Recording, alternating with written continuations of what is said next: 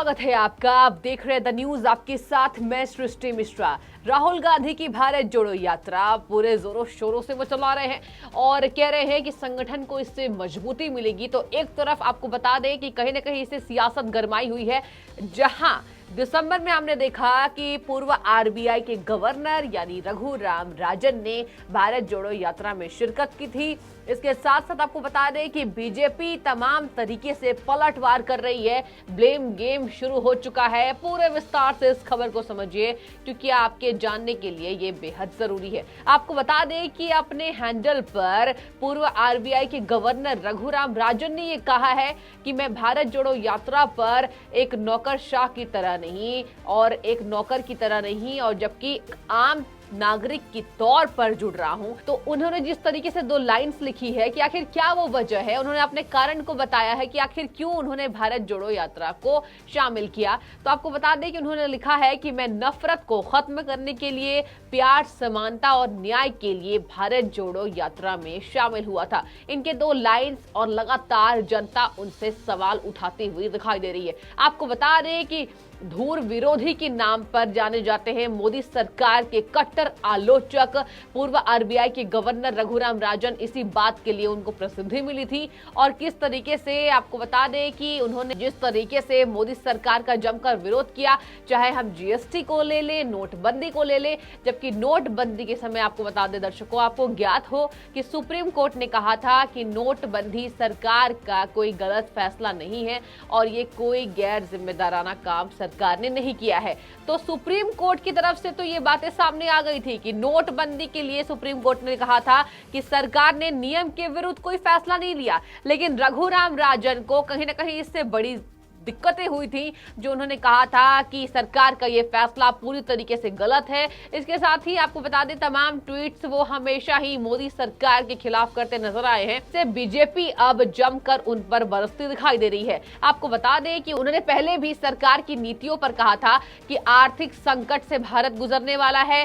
सामाजिक नीतियों पर उन्होंने चिंता जताई थी। तो उनकी चिंता पर आज लोग, दर्शकों सवाल उठा रहे हैं, बीजेपी सवाल उठा रही है। आपको बता दें कि बीजेपी की तरफ से अमित मालवीय ने भी कुछ ट्वीट किया है, उनके खिलाफ कहा है कि रघुराम राजन जिस तरीके से भारत जोड़ो यात्रा में शामिल हुए हैं तो कोई हैरानी की बात तो इसमें है ही नहीं। उन्होंने ये भी कहा कि कसा है कि भारत की अर्थव्यवस्था पर उनकी टिप्पणी को तुच्छ समझकर खारिज कर दिया जाना चाहिए, क्योंकि वो अवसरवाद के परिचायक थी। बीजेपी के आईटी विभाग के प्रमुख आपको बता दें अमित मालवीय ने कहा कि आरबीआई और पूर्व गवर्नर और कांग्रेस द्वारा, ये शब्द जरा जोर से सुनिए, कांग्रेस द्वारा नियुक्त रघुराम राजन का राहुल गांधी की भारत जोड़ो यात्रा में शामिल होना कोई आश्चर्य वाली बात नहीं है। इसके साथ ही वो खुद को अगले मनमोहन सिंह के तौर पर देखते हैं। जी हाँ, बड़ी खबर सामने आई है कि मनमोहन सिंह के तौर पर जिस तरीके से बीजेपी उन पर बरसी है, तो कहीं ना कहीं मनमोहन सिंह का जो कद है वो क्या रहा है, आप सबको भी पता होगा कि किस तरीके से रिमोट कंट्रोल गांधी परिवार के हाथ में और मनमोहन सिंह प्रधानमंत्री के पद पर नियुक्त थे। तो कहा यह जाता है कि रिमोट कंट्रोल गांधी परिवार, सोनिया गांधी के हाथों में रिमोट कंट्रोल था और उनके रिमोट के द्वारा चलाए जाते थे मनमोहन सिंह। और आज रघुराम राजन को भी मनमोहन सिंह से नवाजा जा रहा है। मनमोहन सिंह के नाम से उनको कहीं ना कहीं तंज उन पर बीजेपी कसती आई है। आपको इसी के साथ बता दें कि उन्होंने ये भी कहा है अमित मालवीय ने कि ये अवसरवादी हैं। तुच्छ समझकर, अर्थव्यवस्था पर उनकी टिप्पणी को तुच्छ समझकर खारिज कर दिया जाना ही बेहतर होगा। इसके साथ ही आपको बता दें कि बीजेपी के विदेश के प्रमुख विजय चौथाई वाले ने भी ट्वीट किया है। विदेश विभाग के प्रमुख लिखते हैं, आरबीआई के एक पूर्व गवर्नर सरकार के प्रमुख बने हैं और देश ने 10 कीमती साल गंवा दिए। मोदी का शुक्रिया कि भारत उस गलती को नहीं दोहराने वाला है। आरआरआर यानी रघुराम राजन दिल्ली से शिकागो तक पैदल जा सकते हैं। तो आपको बता दें कि चौथाई वाले ने कहीं ना कहीं रघुराम राजन पर ट्वीट किया है, उन पर तंज कसा है।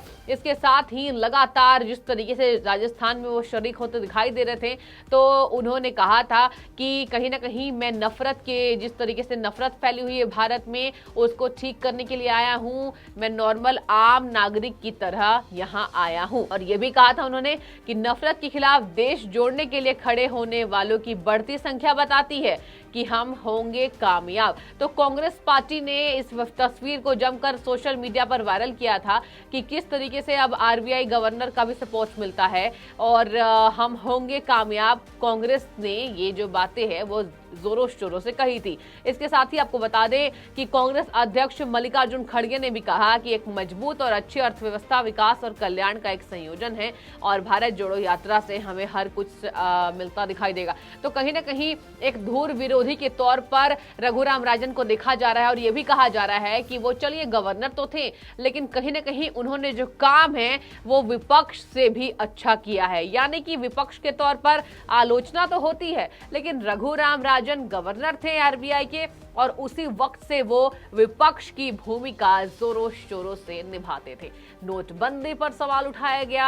इसके साथ ही उन्होंने आपको बता दें कि रघुराम, आपको जानकर दर्शकों हैरानी होगी कि ये भी बात सामने आई है कि किस तरीके से बजट पेश करने के पहले भी, जैसे अभी फरवरी में निर्मला सीतारमण बजट पेश करने वाली है, यूनियन बजट पेश होगा भारत का, तो उनके पहले रघुराम राजन ने यह भी कहा है कि बजट पेश होने वाला है, चीन का विकल्प जिस तरीके से भारत तैयार हो रहा है उस पर सेंधमारी होगी। मतलब कि जिस तरीके से टैरिफ बढ़ाया जा रहा है, उन्होंने ट्वीट करके कहा था, उन्होंने सरकार की नीतियों की आलोचना की थी कि टैरिफ बढ़ाया जा रहा है तो चीन का विकल्प भारत को बनने में दिक्कत होगी। तो जिस तरीके से धुर विरोधी आप कह सकते हैं।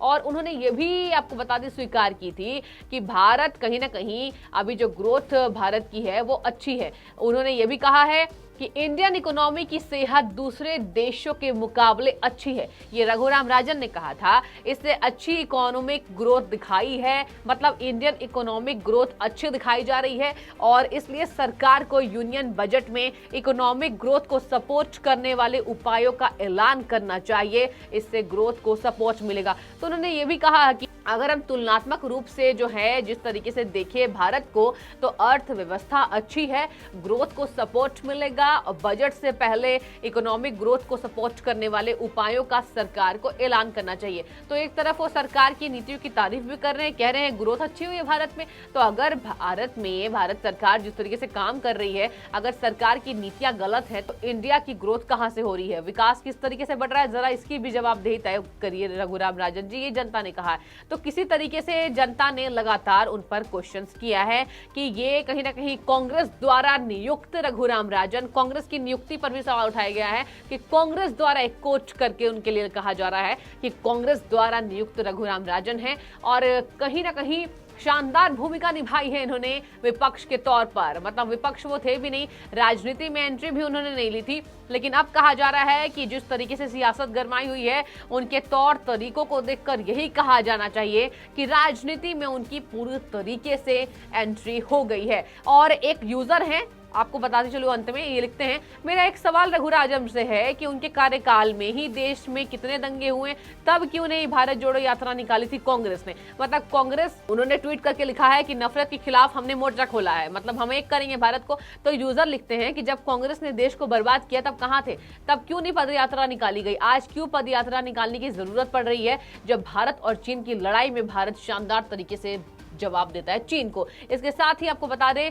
कि ये भी एक यूजर ने लिखा है कि आज कुछ छिटपुट घटना को छोड़ दिया जाए तो देश अपने लक्ष्य की ओर अग्रसर है, सोच बदले सच नहीं। और जय हिंद जय भारत। तो एक यूजर ने उन्हें कहीं ना कहीं रघुराम राजन के सवालों पर उनका जवाब दिया है, कहा है कि नफरत की राजनीति फैलाता है भाजपा, और उन्होंने बहुसंख्यक पे भी कई बार निशाना साधा है। तो जरा आप बताइए कमेंट करके क्या लगता है, राजनीति में पूरी तरीके से एंट्री हो चुकी है? और जिस तरीके से उन्होंने ट्वीट करके लिखा है अपने लिंक्डइन प्रोफाइल पर, नफरत के खिलाफ मैं भारत जोड़ो यात्रा में शामिल हुआ, आप इसको किस तरीके से देख रहे हैं? और इसी के साथ बीजेपी नेताओं के पलटवार को किस तरीके से देख रहे हैं कि ये पूरी तरीके से विपक्ष का काम कर रहे हैं रघुराम राजन। फिलहाल बहुत शुक्रिया आपका हमेशा ही द न्यूज से जुड़ने के लिए।